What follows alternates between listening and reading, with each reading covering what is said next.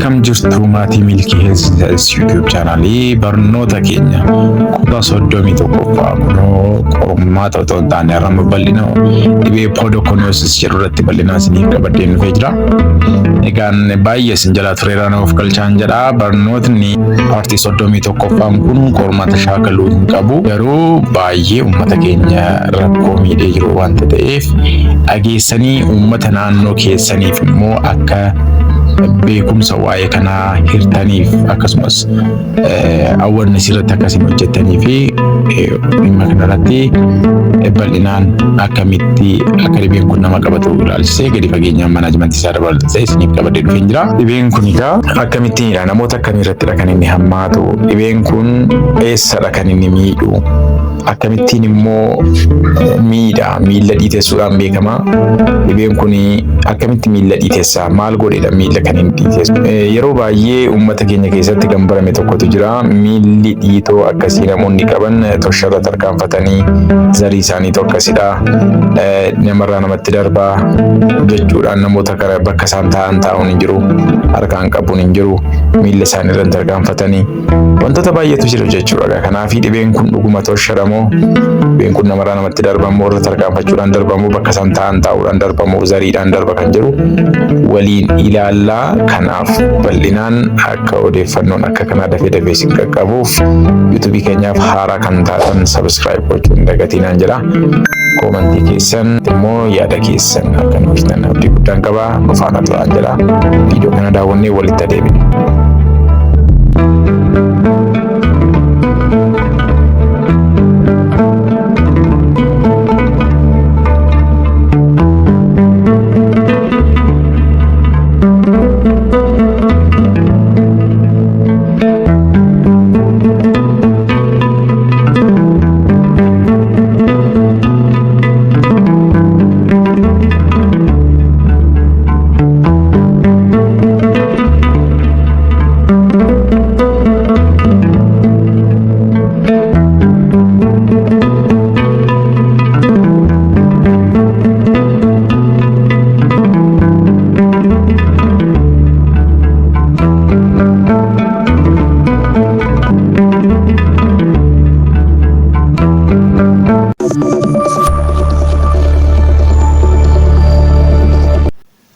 Walitti deebinee jirra. Podokoniosis kan ilaaluuf jechaa jirru har'a.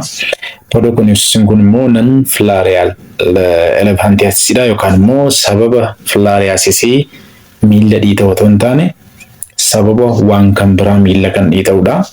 Kanaaf dhibee kanarra kan waliin ilaallu har'a. Egaan barattoota qofa miti viidiyoon kun kan inni fayyadu. Viidiyoon keenya paartiin 31ffaa kun namoota keezii akkasii qaban irraa odeeffannoo kan akka qabaataniif dhimmi kun baay'ee isaan fayyada. Ogeessota fayyaa baay'ee fayyada. Namoota waa'ee kanaa baruu barbaadan irraa baay'ee fayyada. Gadi ta'e barnoota keenyaan galmaatti qalbiidhaan dhaggeeffadhaan isiniin jedha. Podokoniosis jedhama. Non infectious disease jechuun namarraa namatti kan darbu miti. Yeroo baay'ee dhibee kana tosharra tarkaanfate jedhu saayinsiin garuu qorannoodhaan maal jedha? Non infectious disease. Namarraa namatti kan darbu miti jedha. It's a form of non-filarial elephantiasis. Elephantiasis jechuun elephant inni jedhu arba isa jedhurraa dhufe. Kanaaf miila namaa garmalee dhiitessuudhaan kan inni beekamu. Akkamittiin dhiitessa kan jedhu immoo waliin ilaalla. Dhibeen kun immoo baay'inaan eenyurratti kan inni argamu? Namoota harka qalleeyyii baay'ee ta'an irratti kan inni argamu. Akkasumas immoo qotee bulaa irratti kan inni hammaatu. Akkuma isin ilaaltan sababiin isaa miila qullaa waan deemaniifidha. Miila qullaa gaafa deeman maaltu mudata kan jedhu kun amma isiniif ibsuuf jedhaan jira. Nafaana turaan jira. Turtii gaarii.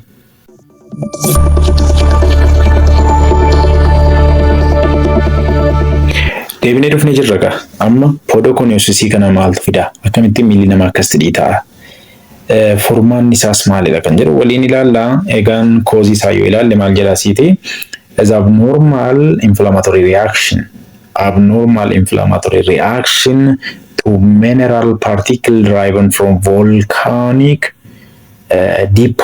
deposit in red clay soil jedha. Kuni exact causein isaa yooma hin beekamu ta'eyyuu namni miilli isaa nagaa ta'e yookaan miila qullaa kopheen kaawwatiin akkas qonna qota yoo ta'e biyyoo diimaa bakka biyyoo volcanic jedhamu yookaan red clay iddoo jedhamutti qonna kanneen qotan qonna gaafa qotan immoo namoota qonna qotan irratti baay'ee beekamuudha kan nuti jennuu fi miilla qullaa biyyoo diimaa sanarra deemu yoo ta'e iddoo sana keessa maaltu jira?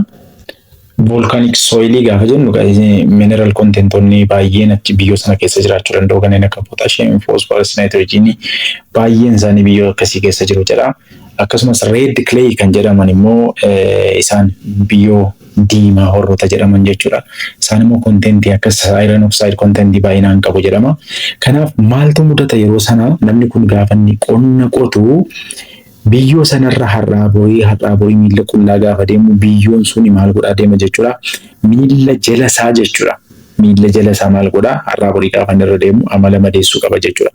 Biyyoon suni microscopic kan ta'e aberration wayii jiraachuu danda'a. Microscopic aberration gaafa jennu kan ijaan argamuu hin dandeenye naannoo miilla nama kanaadhaati. Amala xiqqoo mammadaa'uu wayii qabaachuu danda'a. Maaliif biyyoo irra miilla qullaa deema gadi ta'e biyyoof miilli isaa gaafa rigata sanaanis kan uumamu ta'uu danda'a. Irriteeshinii gogaa sanaanis ta'uu danda'a. Yeroo kana maal godha jechuudha keemikaalli kun iddoo karaa madaa'e sana maal godha jechuudha ol seena jechuudha. Qaama keessatti ol seena jechuudha keemikaalli amma nuti jenne silikaa soil kan jedhamu sun jechuudha. Biyyoo kanarra gaafa miilla qullaa irraa boree rigatni miilla nama kanaa fi biyyoo gidduu jiraatu irraa boree miilla qullaa irra deemu yeroo kana miilli nama sanaa maybe skin irritation yookaan irritation wayii jiraachuu danda'a miilla jedhaani. Sababa kana karaa irritation sana immoo soiliin kun egaa soilii silikaa kan jedhamtuu fi akkasumas mineraalota baay'eetu jira iddoo volcanic yookaan immoo red clay soil iddoo jedhamu kana yeroo kana gaa miilla kana keessa maal godha jechuudha keemikaalli kun hin seenaa. Erga seenee booda dhagaa rakkoonni hamaa geessisu jechuudha. Akkuma isin ilaalaa jirtanii miilli keenya jalli hidda dhiigaa gahaa ta'e qaba. Akkasumas immoo lymphatic drainage system gahaa ta'e qaba. Lymphatic drainage jechuudha. Lymphatic drainage jechuun immoo dhangala'aan interstitial fluid keessaa fuudhee gara veinitti keessa deebisu jechuudha.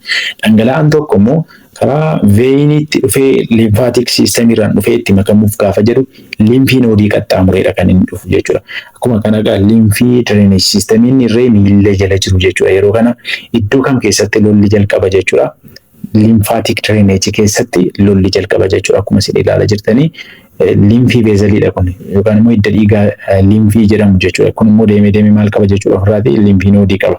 Lymph node kana keessa maaltu jira immune cellotatu jira.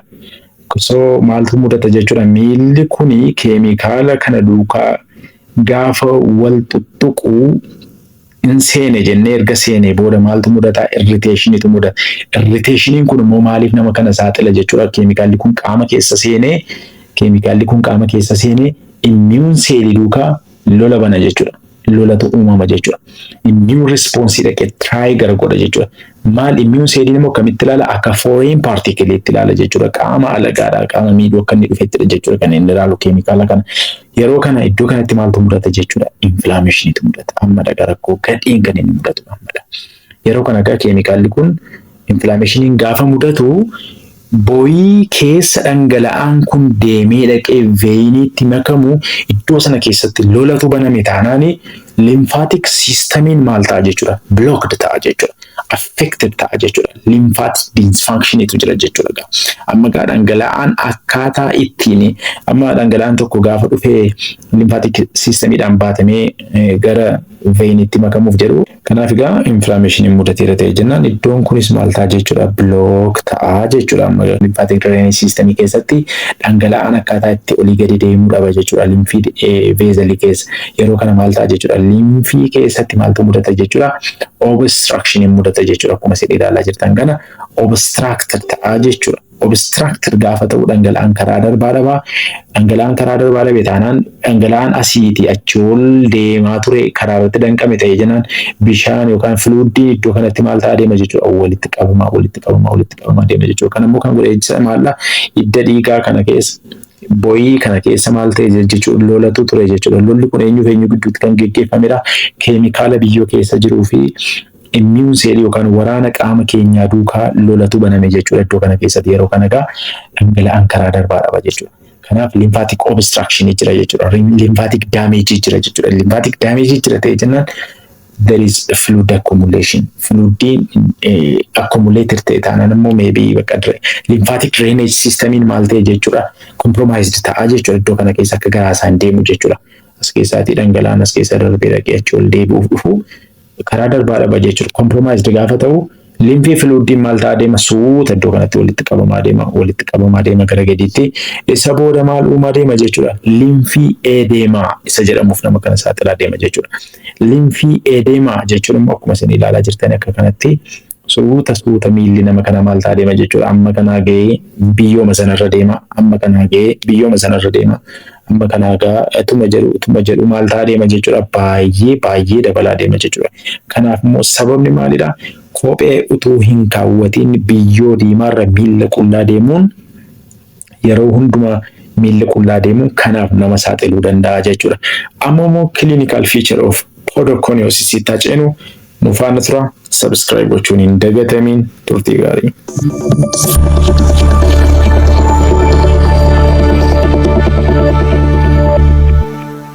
Maal jedhas bukeeraati septum onset begin the first 10 to 20 years of constant exposure. Yeroo har'umaa borii miilla qullaa irra deddeemaa yoo turan waggaa 10 gadi kitamaa booda maybe mallattoo agarsiisuu danda'u. Mallattoo isin argitan kun immoo miilli isaanii suuta jedhee maal ta'a deema jechuudha. Dhidhiitaa deema akkuma isin argitan kana jechuudha. Kopheen iyyuu itti ta'uu dida jechuudha yeroo baay'ee. Kanaaf gogaa nama sanarratti maal agarraa lichenification, dermatoid longitudinal skin margin, bishaan kuufachuu, hyperkeratotic lesion mallattoon akka kana arguu dandeenya jechuudha. Dhukkubsataa podoconiosis irratti jechuudha. Kanaaf podoconiosis yoo yeroodhaan dafamee argame gaa miilli sun kana booda akka inni guddanne gochuun hin danda'ama jechuudha. Namni kamiyyuu utuu kophee kaawwatee hojii isaa hojjetateeti baay'ee gaariidha. Sababiin isaa namoonni baay'een kophee kaawwachuu akka bareedinaatti kan isaan ilaalanii.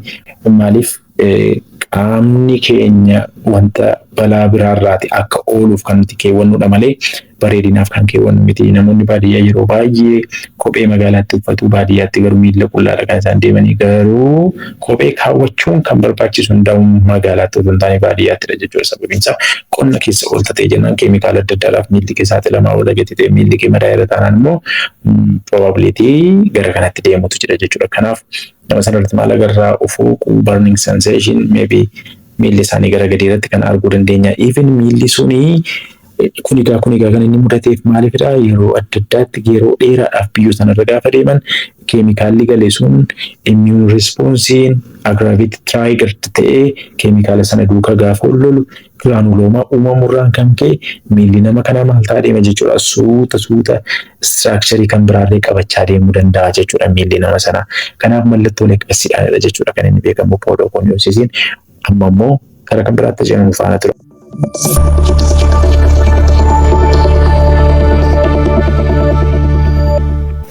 Podoconiosis kan adda baasuudhaaf yookaan isa damoo isa miti jennee adda baasuudhaaf kan nuti fayyadamuu qabnu harki caalu clinical examination caalaayyuu patient history'dha jechuudha.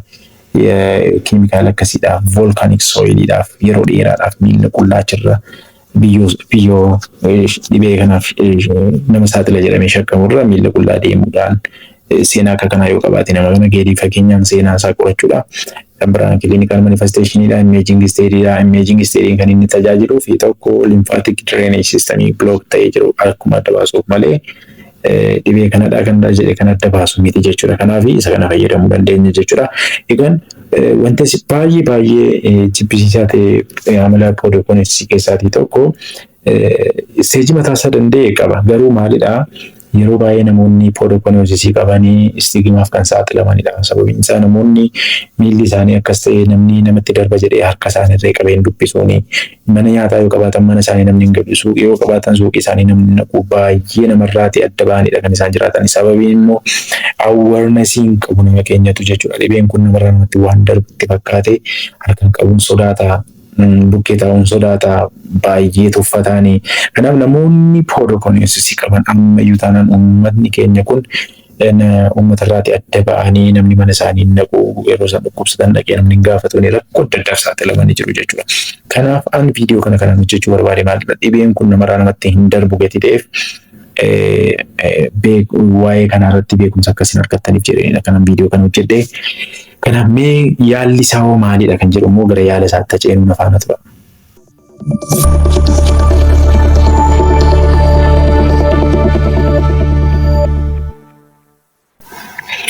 Gara yaala isaatti gaafa dhufnu yaalli isaa kanadha kan jedhu miila sadii ta'e kan gadi gashu hin jiru. Qoricha marfee nuti kenneen tokko hin jiru. Liqimsaa kan nuti kenneen tokko hin jiru. Garuu maalidha? While there is no cure, treatment focus on managing symptom and preventing complication. Bakka yaalli dhibee miila dhiitee kana qorichi gadi geessu hin jiru. Garuu kan nuti fuuleffachuu qabnu maalidha? Rakkoo wal xaxaa dudduubaan dhufu ittisuu irrattidha kan nuti fuuleffachuu qabnu. Innis maalidha? Gogaan isaanii infekshinii adda addaadhaaf akka hin saaxilamne qulqullina miila isaanii eeggachuu. Sababiin isaa miilli kun baay'ee guddachaa gaafa deemu akkuma isin argaa jirtanii baay'ee guddachaa gaafa deemu qulqullina irra eeggachuu hin danda'an of jibboodha baay'ee namoonni akka kanaa gadi ta'e badaama qulqullina isaanii eeggatanii self care deficit qabu jechuudha namoonni akka kana kanaaf awareness hojjechuu nu gaafata. Sana booda maalidha qulqullina isaanii akka isaan eeggatan gochuudha. Bandeejii compress godhu jechuun isa dhiitee kana walitti qabuuf kaalsii isaan qabu yoo uffatan baay'ee gaariidha namoonni kun jechuudha. Miila isaanii isa dhiitee jiru sana yoo illivate godhanii baay'ee gaariidha. Yeroo illivate godhan maalidha lymphatic drainage system support gochuu danda'a. Kanaaf jechuudha. Miila gaafa illivate godhanii waan baay'ee fayyadu qaba jechuudha. Dabalataan immoo biliichii faadhaan miila isaaniitu dhiqatanii barakiinaa isa jedhamu jechuudha. Barakiinaa keessa akka isaan miila isaanii cuubbatanii dhiqatan nama murtaa'ee dhiqnee itti agarsiisna. Sana booda akkuma isin argaa jirtan kana ogeessonni fayyaa dhimma kana irratti hojjetan yeroo isaan hojjetan kan agarsiisudha. Hin barsiisna baandeejii miila isaanii kana compress godhu itti uffachuudha kan isaan qabanii baandeejiin qaban taanaan kaalsii isaan qabu yoo uffatan gaariidha. Miilli isaanii sana booda kana caala akka hin guddanneef irree saayizii miila isaaniidhaan irree kopheen hojjetamee fi yoo kophee uffatan baay'ee gaariidha. Garuu miila qullaa deemu taanaan ammas guddinni miila isaanii kanaan dhaabbatu jechuudha. Kanaaf yoo hin danda'ama ta'e akkuma nama isinitti miila isaanii kabar gochuu kophee uffachuudha kan isaan qabanii yoo naannoo sanaati bakka kophee uffatanii dhibee akkasii irraa of eeguu hin danda'an ta'e immoo naannoo sanaa relocate gochuu jechuudha. Kana jechuun bakka qonnaa isaanii sanarratti bakka biraa deemanii galuu qabu. Kun immoo baay'ee rakkisaadha. Bakka guddatee bakka qonnaa qotee jiraatuuti nama tokkoon achii ka'ee bakka dhibeen kun akkasidha jennee iddoo sana buqqisuu jechuun rakkoo biraa keessa gashuudha gatii ta'ee fi namoonni dhibee kanaaf saaxilaman baay'een isaanii harka qalleeyyiidha akkuma jennee haasaa jirru kana namoonni kun iddoo biraatti buqqa'anii ta'an immoo ammas rakkoo biraa keessa galuu gatii ta'ee fi kan nuti gorsuu qabnu maalidha kophee utuu hin keenya watiin qonna qotuu hin qabanii kanarratti fokus goonee advice gochuu ni qabna jechuudha. Negan biraan gaafa miila isaanii dhiqatanii jedhan immoo lubrikaantii miila isaaniitti akka isaan dibatan gorsuuti qabna. Kanarraan kan egaa baay'ee siiveeriidha taanaan kan gorsamu maalidha? Sarjikaalidha. Sarjikaalii gargaaramuu danda'u jechuudha. Kanaaf dirqamni keenya kanneen viidiyoo kana ilaaltan hundi keessan namoonni akka kanaa naannoo keessaniin dhiban sababiin isaa dhibeen kun baay'ata. Oromiyaatti hin baay'ata. Amaara Kiliilitti hin baay'ata. Tigraayitti hin baay'ata. Naannoo Sidaamaattis hin baay'ata akka qorannoon baay'een jedhutti jechuudha. Kanaaf maalidha kan nuti gochuu qabnu? Dhibee kana isa uumamee complicationii isaa prevent gochuu qofa irratti osoo hin taane kan hojjechuu qabnu awareness irratti hojjennee namni kamiyyuu kophee kan inni keewwachuu qabu qonna keessattidha. Magaalaa gaafa dhufu lafaa dhufu biyya isaatti garuu qonna keessatti garuu haramaa keessatti meesaa keessatti garuu kophee kaawwachuu akka qabu irratti hojjetamuu qaba jechuudha. Kuni bakka naannoo keessanitti dhimmi kun zariidhaan kan darbu miti, toshaan kan darbu miti, tosharra jechuudhaan miti, xuxxuurra jetanii miti, inni waan barbaadan jedhanii haasaan sun miti jechuudha. Sanaan kan ta'u hin taane keemikaala biyyoo keessa jirurra har'aa borii gaafa ijjatan miilli yoo madaa'e keemikaalli sun miilla uree seenee isa booda dhangala'aan karaan irra deemu dhaqee cuqqaalaa sana booda miilli sun dhiita'uu jalqaba jechuudha. Kanaaf akkas jennee itti himuu qabna. Sababni inni guddaan miilla qullaa kopheetuun qabateen deemuudha jennee sirriitti ibsuu fi qabna jechuudha.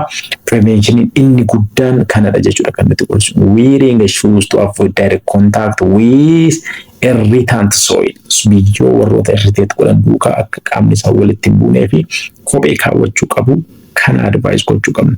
Akkamitti qulqullina miilla isaanii akka isaan eeggachuu qaban sirriitti itti agarsiisuu qabna. Egaan hordoftoota keenya Milkii Health Science YouTube channel barnoonni keenya kan paartii 31ffaa kan hangammaatti ilaaltan turtanii paartii 32ffaadhaan deebinee wal agarraa. Subscribe like gochuudhaan nu deeggaruu keessan hin dagatinaan siniin jedha.